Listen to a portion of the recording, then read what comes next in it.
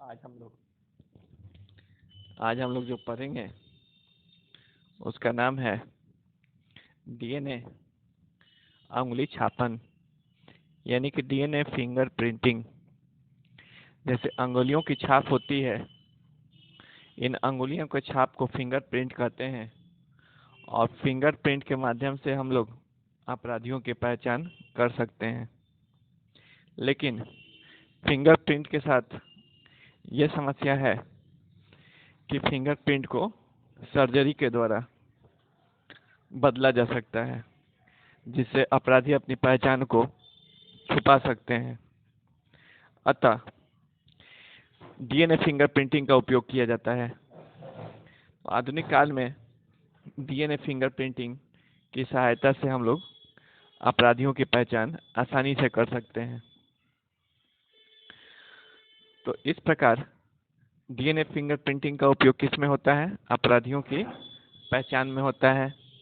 DNA fingerprint का उपयोग पैतृकता के निर्धारण में भी होता है, यानी कि किसी का पिता कौन है इसका निर्धारण डीएनए फिंगरप्रिंट के द्वारा किया जा सकता है।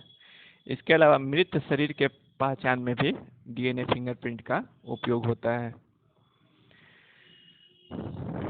तो अभी तक हम लोगों ने जाना कि डीएनए फिंगरप्रिंट, चूंकि डीएनए में क्षार एक निश्चित क्रम में सजे होते हैं और इन्हीं क्षारों के सजावट के हिसाब से हर एक व्यक्ति में डीएनए जो फिंगरप्रिंट होता है वो अलग अलग प्रकार का होता है।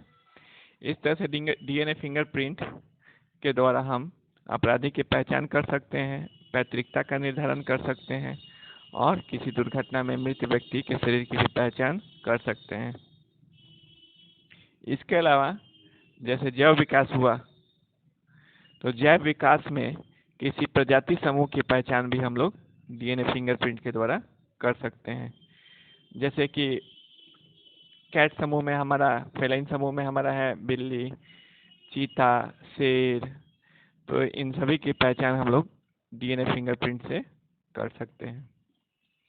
तो आज के क्लास में हम लोगों के डीएनए लास्ट टॉपिक था और एक बार फिर से क्विक रिवीजन करते हैं। आज हम इस चैप्टर में हम लोगों ने कार्बोहाइड्रेट पढ़ा,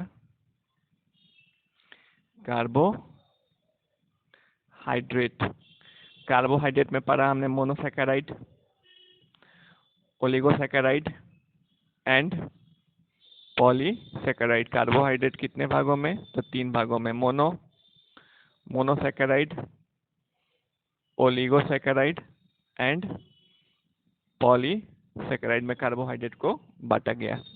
मोनोसैकेराइड में कौन कौन हमारे थे? ग्लूकोज, फ्रुक्टोज थे। ओलिगोसैकेराइड में सुक्रोज और पॉलीसैकेराइड में हमारा स्टार्च और सेलुलोज थे।